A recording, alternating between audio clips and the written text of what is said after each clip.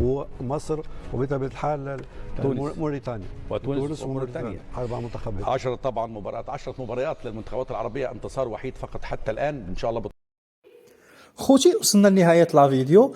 من خلال هذه المقابلة الثانية اللي لعب المنتخب المغربي الوطني واللي حقق فيها نتيجة مخيبة للأمال اللي كانت عبارة على التعادل 1-1 أمامه منتخب لم يكن أبدا بالقوي ولا المرشح لا للفوز بهذا الكأس ولا مرشح حتى للمرور من الدور الأول، هو المنتخب الكونغو الديمقراطية.